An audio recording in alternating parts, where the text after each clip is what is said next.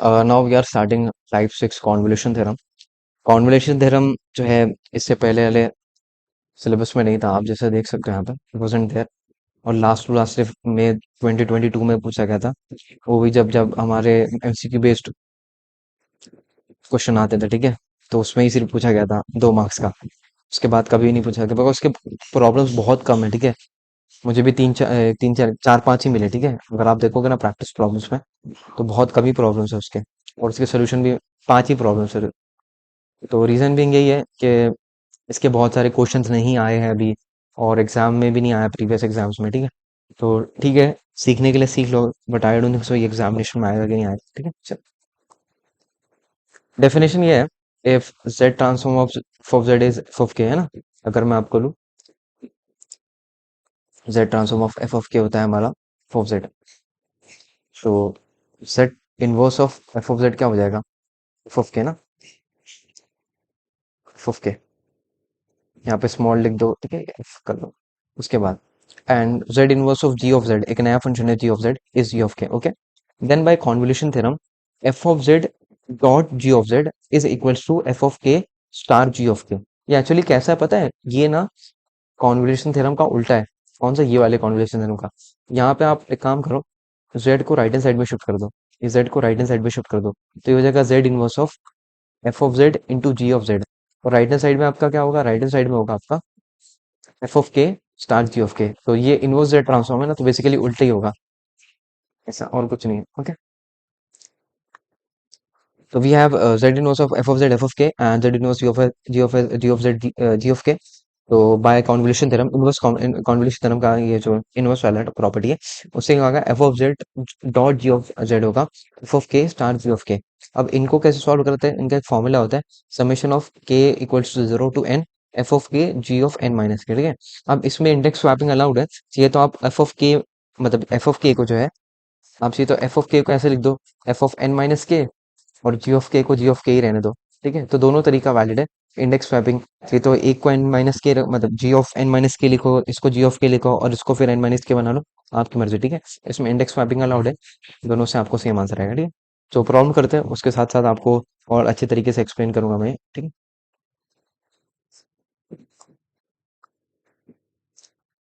ना एग्जाम में ऐसी प्रॉब्लम आएगा, आई डोंट थिंक सो आएगा भी, ठीक है, फिर बट फिर भी ऐसी प्रॉब्लम आएगा, फाइंड इनवर्स जेड ट्रांसफॉर्म, यहाँ पे इनवर्स जेड ट्रांसफॉर्म बोलेगा of this Z square upon Z minus A Z minus B by convolution method, ठीक है। सॉल्व कैसे करते हैं, यहाँ पे है ना आपको दो फंक्शन कंसिडर करने होते हैं, इसमें से ये जो प्रॉब्लम की बना है ना उसमें से कैसे कंसिडर करते हैं, लेटेस्ट सी। मैं ना एफ ऑफ जेड को लेता हूँ, Z upon Z minus A, और जी ऑफ जेड को लेता हूँ मैं, या आपने अगर इनवर्स जेड ट्रांसफॉर्म बोल रहा हूँ, इनवर्स लाप्लास ट्रांसफॉर्म पढ़ा होगा तो आपको ये बेटर तरीके से समझ में आएगा। तो मैंने कहा कि हमारा जो ओरिजिनल फंक्शन था Z square upon Z minus A Z minus B, तो उसको मैंने ब्रेक कर दिया दो फंक्शन में, एक Z upon Z minus A में, और एक Z upon Z minus B में। तो ये कैसे ब्रेक किया मैंने, ये मतलब आपने ऐसे ही क्यों किया, Z square upon Z minus A क्यों नहीं किया। एक्चुअली इसका रीजन ये होता है, आपको इस तरीके से ब्रेक करना होता है कि आपका जेड ट्रांसफॉर्म पॉसिबल हो। तो अगर मैं जेड अपॉन जेड माइनस ए का जेड ट्रांसफॉर्म करता हूं तो जेड ट्रांसफॉर्म पॉसिबल है ना। इसका इनवर्स जेड ट्रांसफॉर्म करूंगा तो इसका इनवर्स जेड ट्रांसफॉर्म क्या होगा, ए रेस टू के, है कि नहीं। अरे भाई, ये Z transform of A raise to K का फॉर्मूला है सीधा सीधा, और ये किसका है, Z transform of B raise to K का। तो आपको इस तरीके से ब्रेक करना है आपके ओरिजिनल फंक्शन को, जिससे आपका जेड ट्रांसफॉर्म पॉसिबल होगा, ठीक है। और सेकंड रूल क्या होता है, सेकंड रूल ये होता है कि उनको मल्टीप्लाई करने के बाद आपका जो है ओरिजिनल फंक्शन बनना चाहिए। मतलब आपने जो F of Z G of Z लिया, उनको मल्टीप्लाई करने का ओरिजिनल फंक्शन बनना चाहिए। तो ये तो को बन रहा है कि नहीं बन रहा है। अगर आपने ऐसा लिया होता, जैसे आपने Z upon Z square upon Z minus A Z minus B को ऐसा लिया होता, Z square upon Z minus A into Z upon Z minus B, तो ये आपका, आप बोलते हैं भाई ये मेरा है जी ऑफ जेड, और ये है जी ऑफ एफ ऑफ जेड। तो ये रॉन्ग हो जाता है भाई, बिकॉज इनको मल्टीप्लाई करने के बाद आपका ओरिजिनल जो है फंक्शन नहीं बन रहा है, ठीक है। तो आपको क्या करना है, इस तरीके से सेपरेट करना है, जिससे आपके जेड इनवर्स पॉसिबल हो, ठीक है। या फिर उस पर जेड ट्रांसफॉर्म एप्लीकेबल हो सके, वो एक जनरलाइज फॉर्मूला हो किसी का, ठीक है, जैसे ए रेस टू के हो गया, बी रेस टू के हो गया। और नेक्स्ट अप आप मल्टीप्लाई करने के बाद आपको जो है ओरिजिनल फंक्शन मिलना चाहिए, ठीक है। तो ये इनवर्स लाप्लास ट्रांसफॉर्म मैंने ये सब बताया था, ठीक है, बट फिर भी अभी ऑफ कोर्स तो याद नहीं रहेगा, चल। तो अभी हमको क्या करना है, यहाँ पे both the side Z inverse लगाना है, because we are doing inverse ना। तो हो जाएगा जेड इनवर्स ऑफ, इस कारण मैं पानी पीएगा,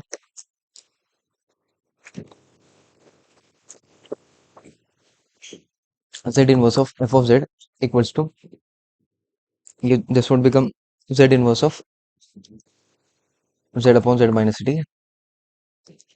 Z inverse of F of Z हमारा होता है एफ ऑफ के, ठीक है। तो Z inverse of F of Z को अपन ले लेंगे F of K, F of K which is nothing but, इसका जेड इनवर्स करे तो ये क्या होगा, ए रेस टू के, है कि नहीं। मैं बोलता हूँ भाई Z transform of A raise to K क्या होता है, तो आप बोलते हो भाई Z upon Z minus A. तो मैं अगर जेड को राइट हैंड साइड में शिफ्ट कर दूं तो वो जेड इनवर्स ऑफ हो जाएगा ना, ये ऐसा हो जाएगा जेड इनवर्स ऑफ, और फिर Z inverse of Z upon Z minus A क्या होगा, ए रेस टू के होगा ना, तो यहाँ पे ए रेस टू के आ गया इसका जेड इनवर्स, ठीक है। जैसे मैं एफ ऑफ के, बिकॉज एफ ऑफ जेड का Z inverse is F of K, ठीक है। चलो ये हो गया। और पैरेलली मैं इसके लिए भी कर लेता हूँ जी ऑफ जेड के लिए, यहाँ पे भी both the side Z inverse से मल्टीप्लाई करूंगा, तो ये जगह Z inverse of G of Z is equals to Z inverse of Z of Z minus B, ठीक है। चलो Z inverse of G of Z would be G of K which is equals to B raise to K, ठीक है ना। तो we got जी के और B के। चलो अब कॉन्वोल्यूशन थ्योरम लिखते हैं। बाय कॉन्वोल्यूशन थ्योरम आपको लिखना है, बाय कॉन्वोल्यूशन थ्योरम,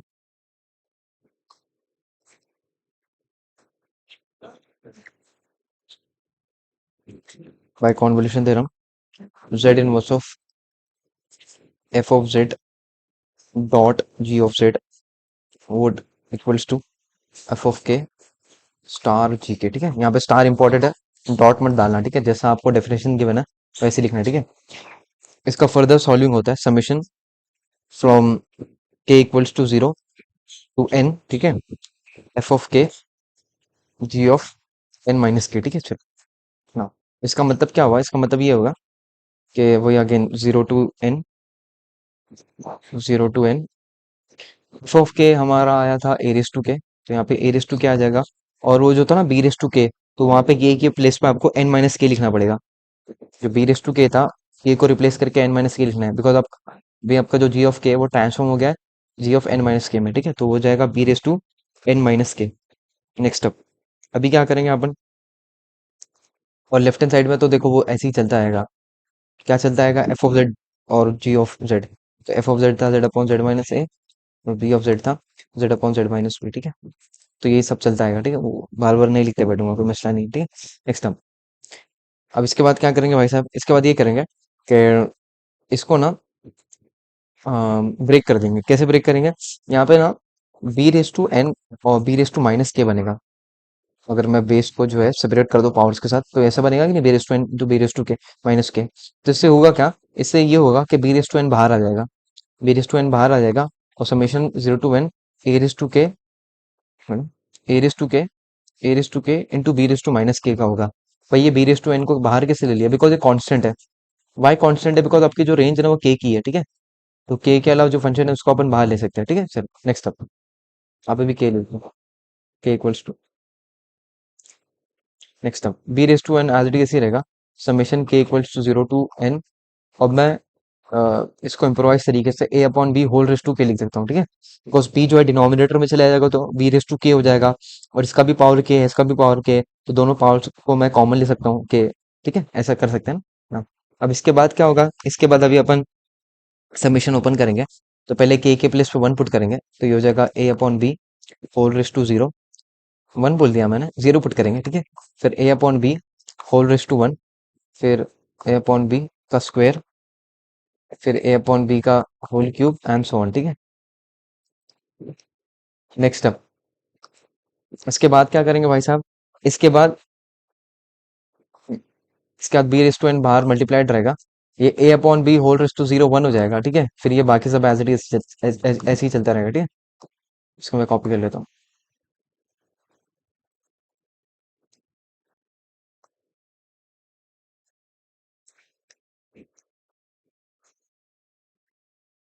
नो अभी आपको क्या करना है मालूम है, इसका सम करना है। तो इसका सम कैसे करेंगे मालूम है, एक्चुअली ये जो है ना ये सम होता है हमारी ज्योमेट्रिक सीरीज से। ये ज्योमेट्रिक सीरीज ये सब क्या होती है, देखो मैंने इससे पहले आपको जब आरओसी वगैरह कराया था, ठीक है, आरओसी वगैरह क्वेश्चन नंबर 7 में आपको मैं आरओसी वगैरह कराया था। यार यहाँ पे देखो, मैंने आपको बहुत सारी चीजें बताई थी। ज्योमेट्रिक सीरीज क्या होती है, और फिर ए टर्म क्या होता है, बी टर्म क्या होता है, ठीक है। तो मैं यहाँ पे आपको वापस एक्सप्लेन करता हूँ, ओके।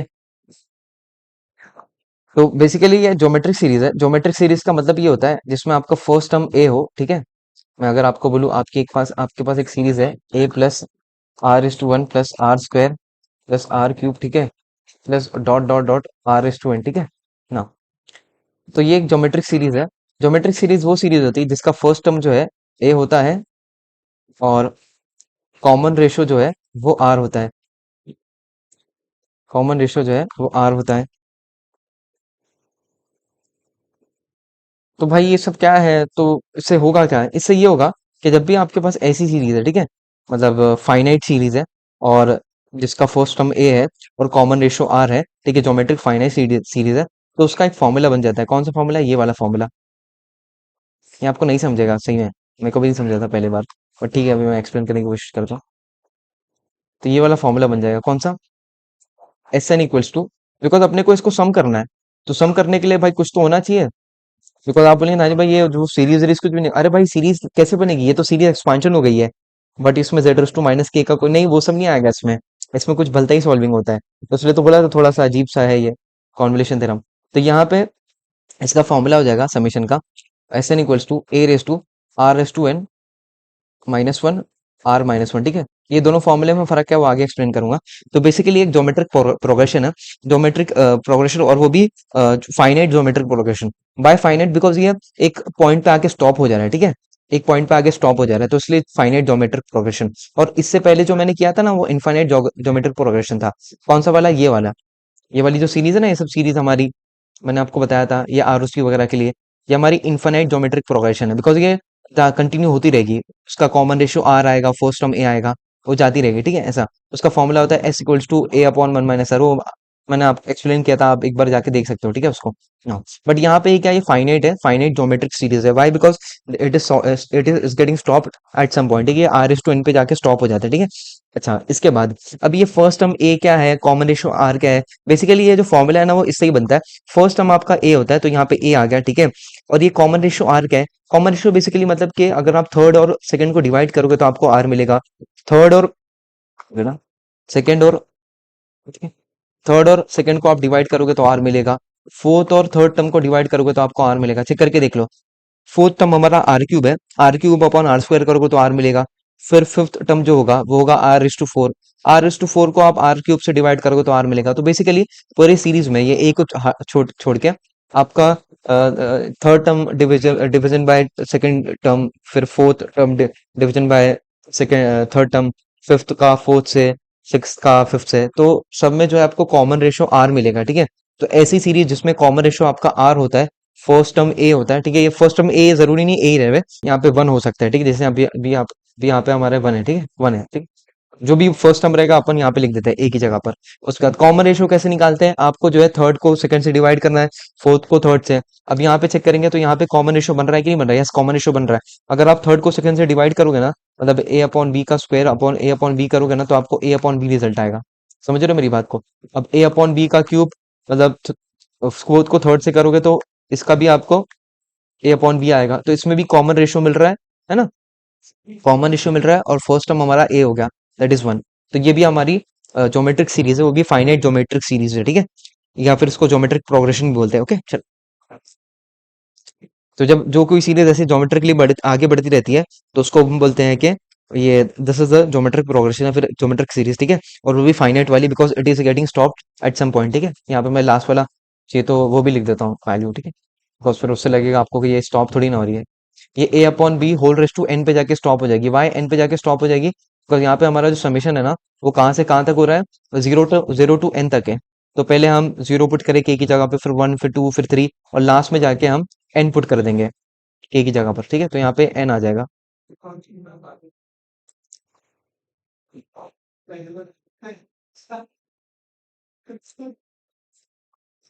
समझ रहे हो मेरी बात को? ठीक है, अच्छा।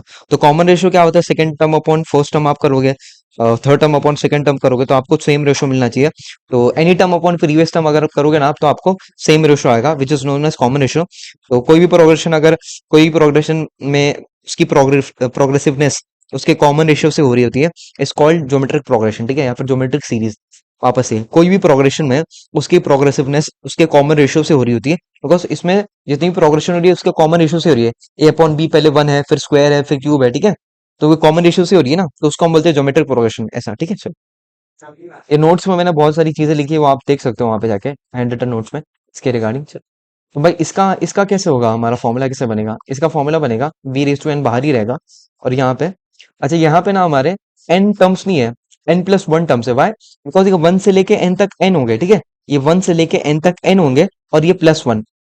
तो हमारे पास N S S N plus one terms है, तो हम ये वाला फॉर्मूला यूज नहीं करेंगे, पहला वाला अपन ये वाला फॉर्मूला यूज करेंगे, ये वाला। अजदानी भाई कैसे समझ में आएगा कि भाई कितने टर्म्स होंगे? बहुत सिंपल फॉर्मूला होता है। आपको क्या करना वाले, जो आपकी रेंज है ना, जैसे 0 to n है ना, तो आपको क्या करना होता है, last index minus first index plus one. तो last index minus first index plus N क्या है? लास्ट इंडेक्स, लास्ट वैल्यू क्या है आपकी, एन है ना, उसके बाद फर्स्ट इंडेक्स पहली वैल्यू क्या है आपकी, जीरो है, तो एन माइनस जीरो और प्लस वन। तो आपके कितने टर्म्स आगे जाएंगे, एन प्लस वन टर्म्स आ जाएंगे। और वैसे भी लॉजिकली समझ में आ रहा है, वन से लेके एन तक एन होगा, ठीक है, ये एन होगा ना, एन, और प्लस वन, तो ये एन प्लस वन हो जाएगा। तो जब एन प्लस वन टर्म्स होता है ना, तो आपका फॉर्मूला थोड़ा सा डिफरेंट हो जाता है। ये एस एन की जगह पे एस एन प्लस वन लिखते हैं, और आर एस टू एन की जगह पे R S to N plus one लिखते हैं, ठीक है, ऐसा। अच्छा, आप बोलेंगे दानी भाई, अगर यहाँ पे हमारी जो सीरीज हमारी सीरीज अगर,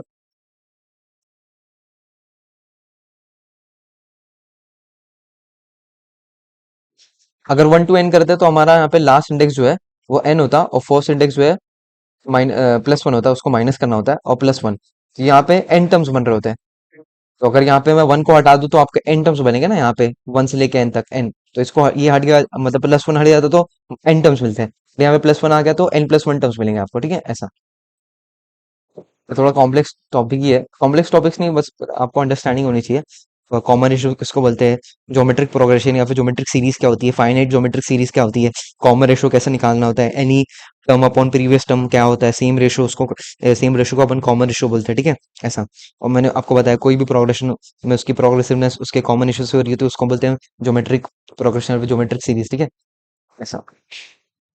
अच्छा, तो हम इसका फॉर्मूला कैसे लिखेंगे, S N plus one equals to A raise to R N plus one minus one upon R minus one, ठीक है ना। तो ए क्या हमारा, ए आपका फर्स्ट टर्म होता है, ए आपका वन हो जाएगा, ठीक है, ब्रैकेट में R raise to N plus one. R raise to N plus one क्या है, आर क्या है, एक्चुअली आर हमारा कॉमन रेशियो है। यहाँ पे अपन ने कॉमन रेशियो देखा, वो ए अपॉन बी आ रहा है, ठीक है, तो ये A upon B whole raise to N plus one हो जाएगा, ठीक है, minus one upon R, R minus one, ठीक है, आर अगेन वही ए अपॉन बी होगा, ठीक है, ए अपॉन बी माइनस वन, ठीक है। चलो, इसको सिंप्लीफाई करते थोड़ा।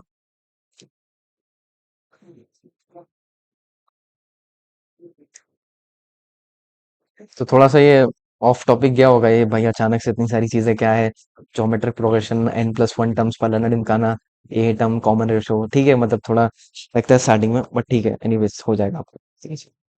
तो ये जगह बी रेस टू एन, मैं क्या करूंगा यहाँ पे, मैं जो है,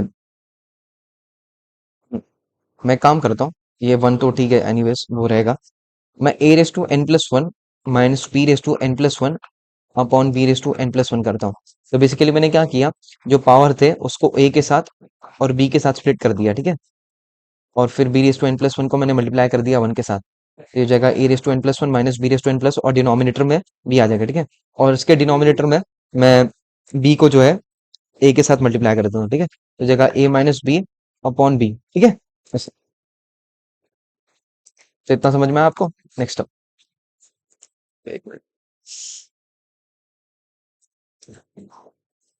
नहीं धोखा दे यार, नहीं धोखा दे भाई,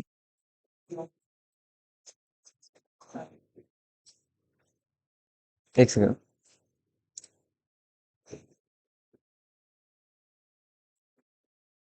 नो, नेक्स्ट अब अभी हम क्या करेंगे, ये b को जो है, बिकॉज ये डिनोमिनेटर का डिनोमिनेटर है, उसको न्यूमरेटर में ले लेंगे।